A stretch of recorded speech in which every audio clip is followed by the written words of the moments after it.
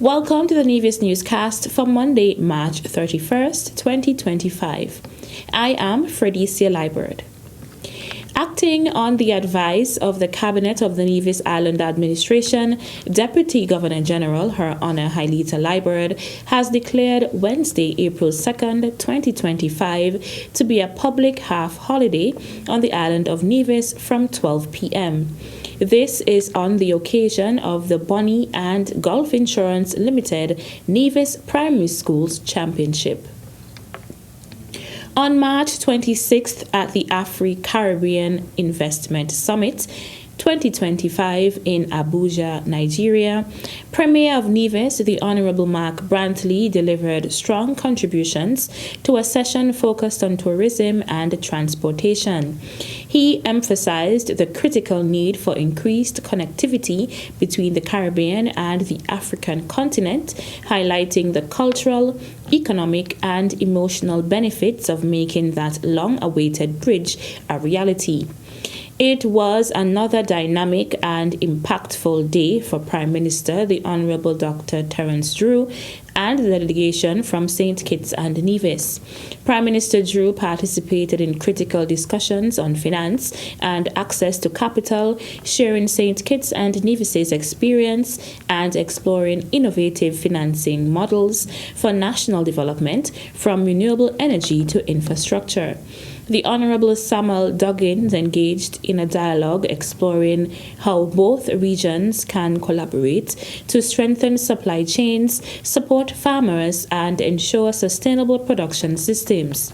Joining virtually, the Honorable Joel Clark emphasized the Federation's commitment to transformation through the Sustainable Island State Agenda, positioning St. Kitts and Nevis as a leader in resilience, sustainability, and innovation. Meanwhile, Sanya Allen, CEO of the St. Kitts and Nevis Chamber of Industry and Commerce, reaffirmed the importance of strategic entrepreneurship, long-term vision, and Afro-Caribbean collaboration in today's global marketplace. In a cultural panel moderated by Permanent Secretary in the Prime Minister's Office, Naima Hazel, Robertine Webb, Director of Creative Economy, shared perspectives, stressing the power of cultural industries to drive economic transformation, preserve heritage, and empower future generations. Still to come.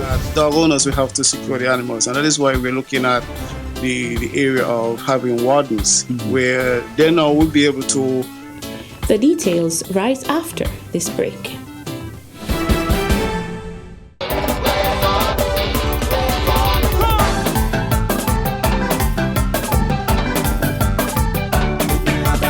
Truly, one of the few places that has an untouched beauty that has captivated the hearts of many. Nevis is everything you imagine.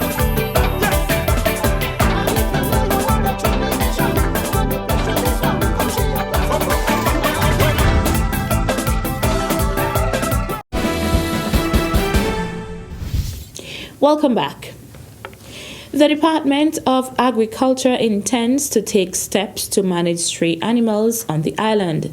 That is according to Director Randy Elliott, who was a recent guest on the program Government at Work. Dog owners will have to secure the animals, and that is why we're looking at the area of having wardens, where they now will be able to all these animals you have walking on the street. That's it's a problem for all of us. Maybe the cattle, the goat, the sheep, or even these dogs, is to have them appropriately controlled. If you were to read the what's documented now is the appropriate act is to have these animals impound, right? Again, sometimes persons have difficulties because they might say they may not have any transport.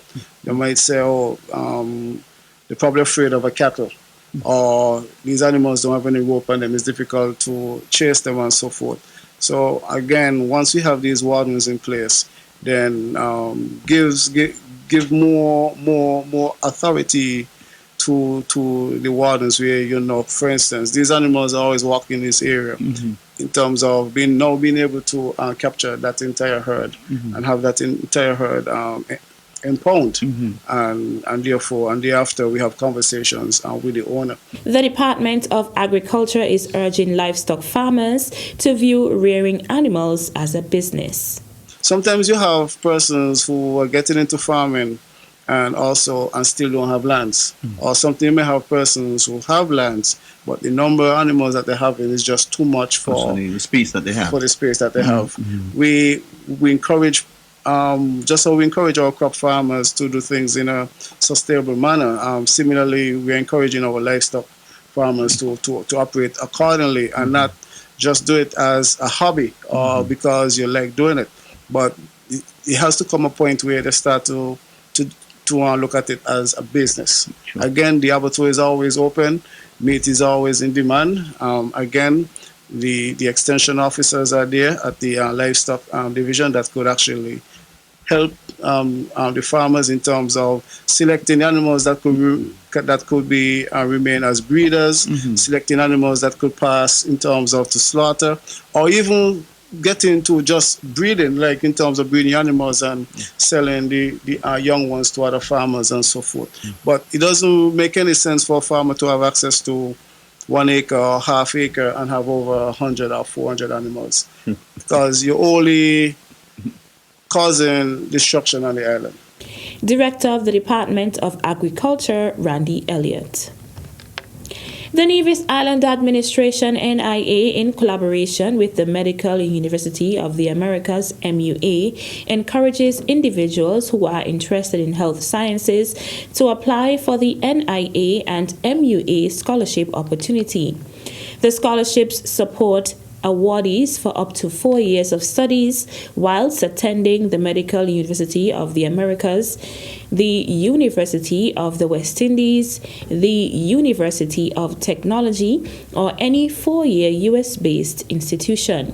The priority areas for 2025 include health inspector, pharmacy, dental hygiene, medical technology, physical therapy, occupational or speech therapy, health educator, health services administration, counseling, biomedical engineering, health information management, occupational health and safety, radiography, supply chain management, social work, as well as gender and development studies. Applications must be typewritten and submitted in hard copy to Chairperson, MUA-NIA Scholarship Committee, in care of Permanent Secretary, Ministry of Health, Administration Building, Charlestown, Nevis.